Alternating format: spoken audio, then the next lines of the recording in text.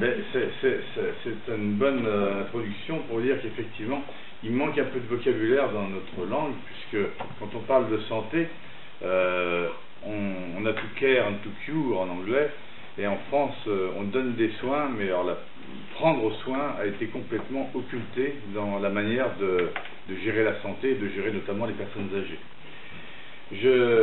Juste un petit démarrage pour dire que moi j'ai démarré par un bac-3, une petite réaction aux parents et dans une période de post-68 cadre. Et après avoir fait un petit peu de travail en dessous des gens, j'avais un CAP pendant 6 ans, j'ai été vers l'animation, vers le tourisme social. Après je me suis retrouvé dans la formation. Après j'ai été dans l'insertion sociale et professionnelle. Et j'ai fait un petit passage par les directions d'EHPAD, de ce que sont devenues les maisons de retraite, avant d'être dans l'accueil familial des personnes handicapées et de finir dans la gestion d'une... enfin, de finir, je ne sais pas, hein, j'ai encore quelques années à faire, c'est pas dit, dans la gestion d'une association qui est entre ce qui concerne le travail les travailleurs handicapés et l'insertion professionnelle et la formation des entreprises. Faut dire, j'ai balayé large à chercher du sens dans ma vie professionnelle et que j'en cherche toujours et j'en trouve de moins en moins. Ce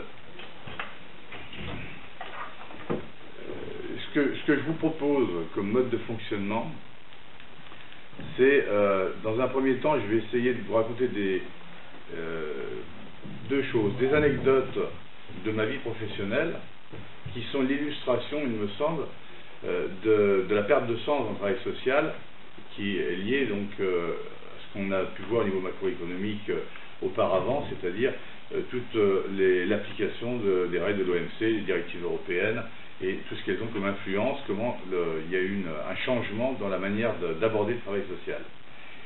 Et je me suis amusé aussi à regarder sur Google, taper social, travailleur social, travail social, et puis il y a des choses qui ne sont pas inintéressantes dans ce qu'ils disent, et qui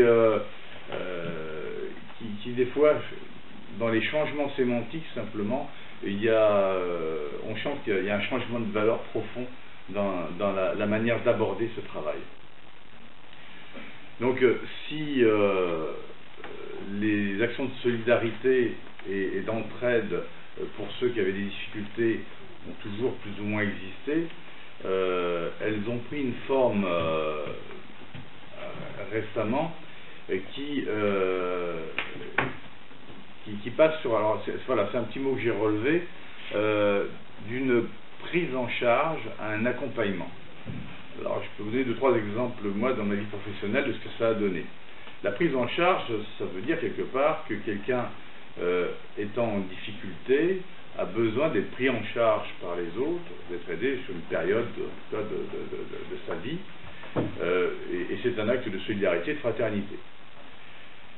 L'accompagnement, ça peut paraître, tel que c'est présenté, en l'habillant avec les arcanes de l'antipsychiatrie, être quelque chose de mieux, puisqu'on va personnaliser, on va être plus proche de la personne, on va être à son écoute pour l'aider dans ses difficultés à pouvoir les surmonter. C'est un habillage théorique dans ma partie insertion professionnelle. L'accompagnement, bien c'est toujours l'individu qui a quelque chose en moins. Il n'a pas assez de formation, il a un mauvais comportement, il ne sait pas se lever le matin, il vit au crochet de la société, il n'est pas constant. Donc il a des manques et il faut l'aider dans l'accompagnement à pallier à ces manques. Donc tout est reporté sur l'individu. On ne se pose pas la question du fait qu'à partir du moment où effectivement on souhaite qu'il y ait une frange importante des personnes au chômage, que chacun va chercher en dessous à un moment donné du niveau auquel il pourrait travailler. Et que de ce fait-là, il n'y a pas besoin de faire de grandes études pour comprendre que c'est les moins diplômés ceux qui parlent le moins bien la langue, ceux qui ont peut-être quelques problèmes familiaux, qui le font être un peu rebelles, un peu en rentre-dedans, qui vont avoir les plus de difficultés à trouver du travail. Et le découragement que ça peut provoquer justifie une bonne partie, enfin justifie, non, explique en tout cas une bonne partie des comportements qu'on peut y trouver. Et vous pouvez faire des montagnes d'accompagnement comme on en fait actuellement. Hein. Il y a des gens qui sont hyper accompagnés. Hein. Je veux dire, entre Cap Emploi, le Pôle Emploi, les externalisations à d'autres structures privées de Pôle Emploi, entre la mission locale, ils sont hyper accompagnés. Bon, ça ne crée pas d'emploi, enfin, à part pour ceux qui les accompagnent. Et encore, je dirais, dans une ambiance qui est souvent assez conflictuelle, parce que de plus en plus, les personnes accompagnées se rendent bien compte que l'accompagnement ne va pas forcément répondre à leurs demandes. Et puis, donc, l'agressivité qu'ils ont sur le fait de ne pas arriver à avoir un revenu, une activité, va se reporter sur les travailleurs sociaux. Et l'actualité est assez souvent émaillée de personnes qui se sont fait agresser, et donc on le voit sur Pôle emploi, mission locale, etc., mais vous le voyez aussi dans les hôpitaux. Hein, de plus en plus d'agressions de personnes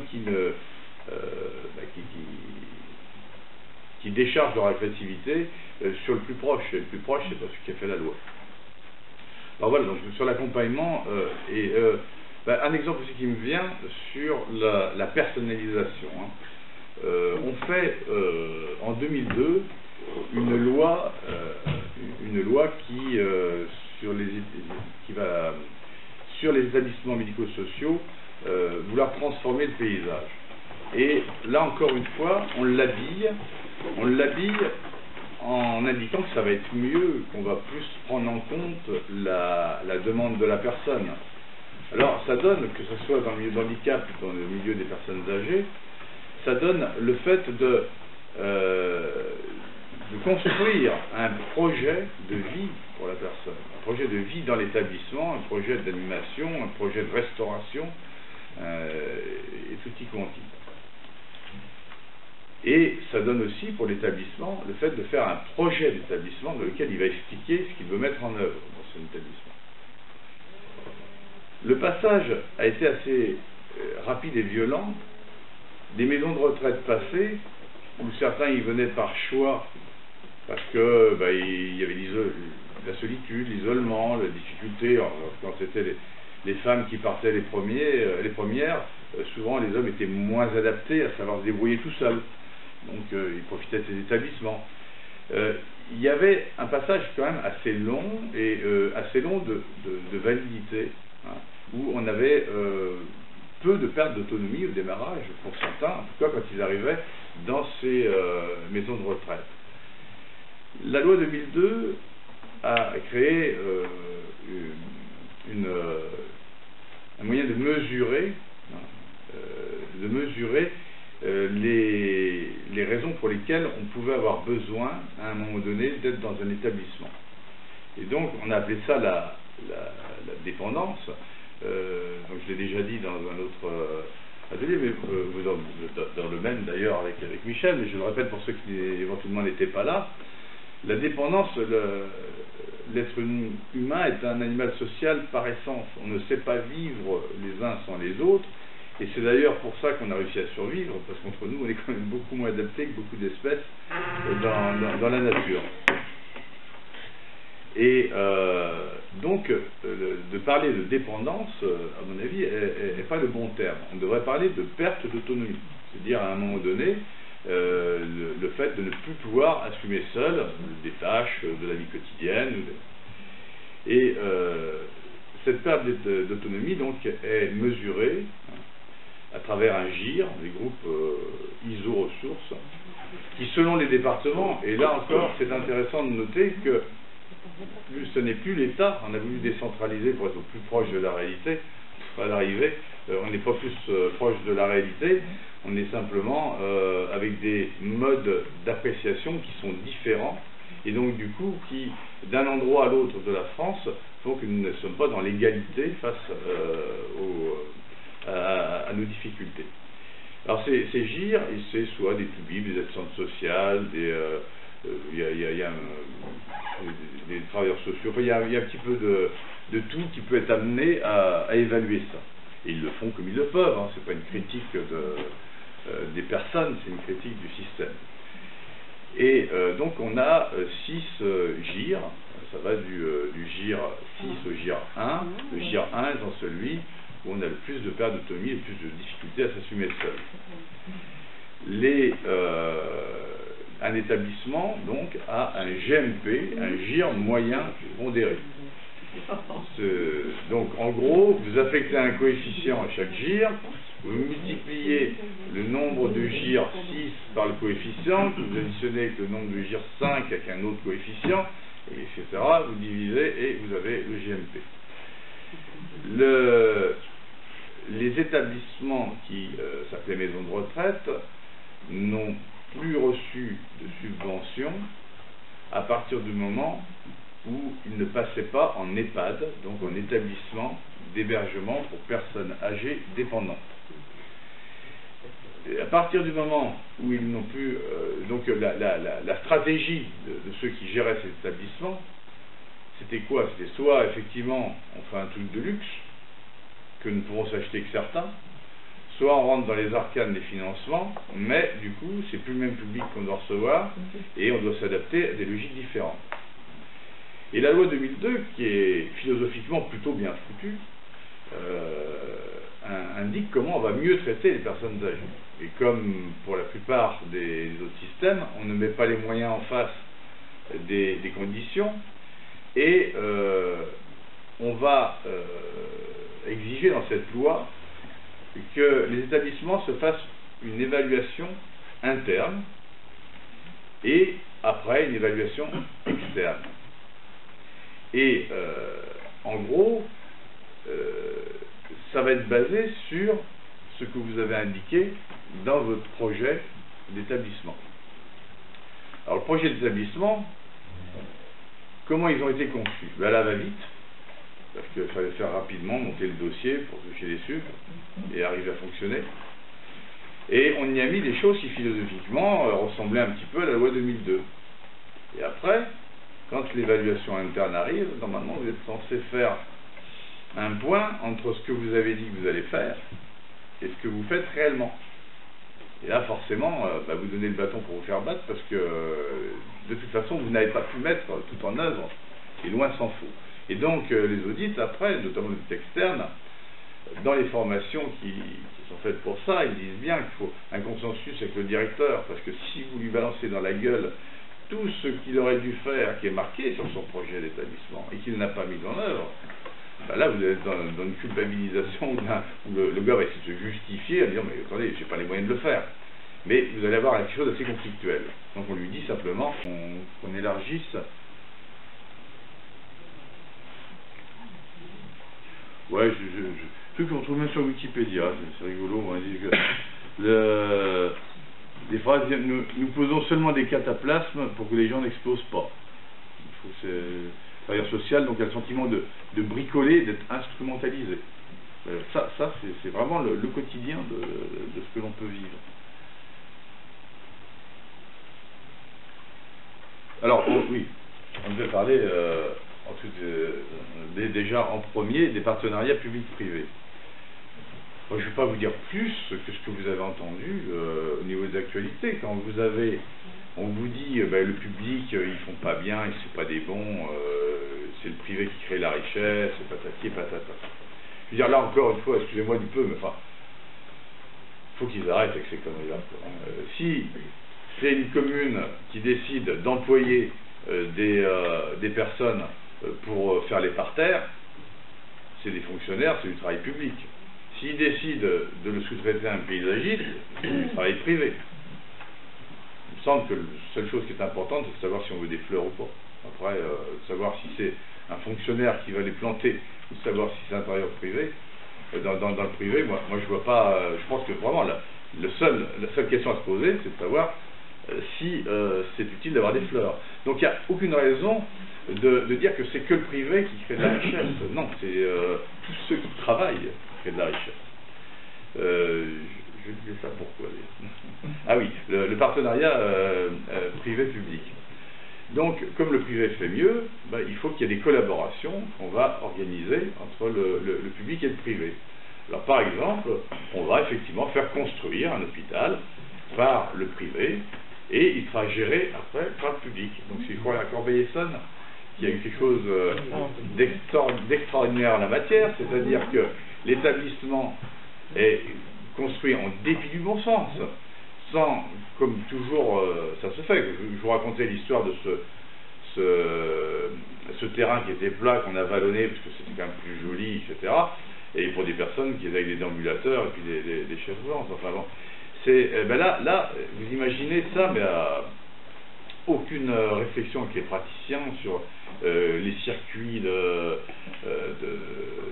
passage, les différents services, pourquoi on mettait l'un à un endroit ou l'autre. Ce qui fait que l'établissement est complètement ingérable et sous-rempli. Donc, bon, bah, résultat, je veux dire, c'est un gâchis monumental, un gâchis pour les gens qui travaillent, un gâchis sur le déplacement des gens qui vont y aller, parce que, du coup, ne pouvant pas aller sur cet hôpital-là, ils vont aller sur l'autre qui est plus loin. Hein. Et donc, on voit bien qu'encore une fois, on nous balance que le privé peut faire mieux que le public, mais c'est uniquement une histoire de profit, et ça n'étonne personne. Je vous donne aussi un petit exemple aussi sur ma vie professionnelle qui est assez intéressant. J'étais amené dans une formation à faire un travail sur l'accueil familial des personnes handicapées et des personnes âgées. C'est quelque chose qui existe depuis très longtemps, plus développé dans certains départements que d'autres. C'est des familles qui accueillent en leur sein une chaleur familiale des personnes handicapées ou des personnes âgées. Et ben c'est compliqué parce qu'elles sont très très mal payées. Et est-ce qu'ici, il y a des personnes qui seraient d'accord pour travailler 365 jours sur 365, 366 les années bissextiles, et 24 heures sur 24, pour moins que je suis. C'est un champ de personnes. Et il y a des personnes qui le font, et qui le font avec beaucoup de cœur et beaucoup de générosité. Et il y a une loi qui est arrivée à un moment donné. Alors moi, on m'a embauché pour développer ce service-là. Ne croyez surtout pas que c'était dans une volonté d'humanité. Hein. C'était simplement parce que pour les personnes âgées, ce système-là est moins coûteux que les EHPAD. Par contre, il le développe très peu pour les personnes handicapées, parce que... non, je dis une connerie, c'est le contraire. Voilà, c'était moins coûteux que dans les établissements qui reçoivent des personnes handicapées. Vous savez, en gros, l'handicap avec deux voies, il y a les gens en capacité de travailler, considérés comme tels, avec deux autres voies, le milieu dit ordinaire du travail et le milieu aidé.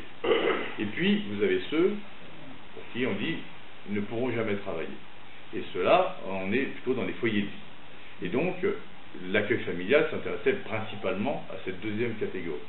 Et donc, les personnes qui vont dans ces établissements, ben, c'est le choix entre le coût qu'il y aurait dans un foyer de vie. On est, en gros, parce que c'est peut-être des chiffres qui sont plus bons, mais enfin, en gros, c'était de l'ordre entre 120 et jusqu'à 160, 170 euros journée.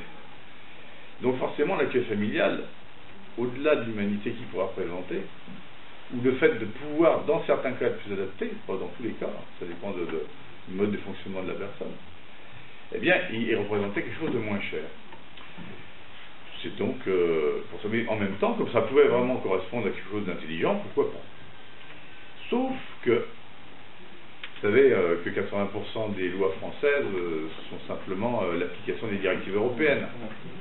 Eh bien, dans les 20% qui restent, ne croyez pas que les lobbies n'interviennent pas. Et là, en l'occurrence, il y a un gars qui s'est dit, tiens, il y a un truc à faire là-dedans. On va créer des maisons spécifiques pour faire de l'accueil familial. on va mettre 3 accueillants familiaux avec 3 personnes qui vont recevoir. Et comme ça, il y aura une chambre pour le remplaçant, on pourra gérer les congés, etc. Bon, c'est loin de si mirifique que ça, parce que si vous habitez dans un endroit, même si c'est votre jour de vacances, moi je l'ai vu quand je logeais dans un village vacances, soit vous essayez de partir par la porte où personne ne vous voit, soit que vous soyez en jour de congé ou pas en jour de congé, vous êtes toujours au travail et toujours sollicité.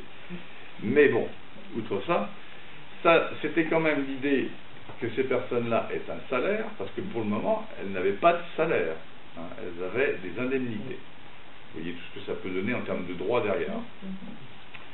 Et donc c'était une amélioration, le fait qu'ils aient donc un métier reconnu avec des droits. Simplement, c'est un lobby immobilier qui a essayé de faire ça, il l'a fait passer par un sénateur, et il n'y a rien qui a été réfléchi. Parce que quand vous voulez changer quelque chose, il faut déjà savoir ce qui existe auparavant. Et ce qui existait auparavant, on ne peut pas le détruire sous prétexte d'améliorer les situations des autres. Ça se réfléchit. Et quand c'est un lobby immobilier, il réfléchit uniquement à une seule chose, c'est comment il peut pouvoir se faire des thunes. Donc, ils ont fait des publicités mensongères en disant à des personnes qui étaient Pôle emploi, vous pouvez gagner tant d'argent en faisant ça. Il y a des gens qui ont été dans ces systèmes-là, ils ont dû tout de suite payer les loyers, et puis ça dépendait de chaque département, le fait d'être agréé pour devenir client familial, ou de ne pas l'être, et d'être agréé d'abord pour une personne, après pour 2, etc., ou de l'être pour 3 directement. Donc ça a mis les gens dans des situations catastrophiques au niveau financier, mais pour revenir à mon histoire, qu'est-ce que ça a eu comme effet? Ils ont calqué ça sur les éducateurs jeunes enfants. Donc ils ont dit qu'ils doivent travailler 287 jours, je crois, quelque chose comme ça.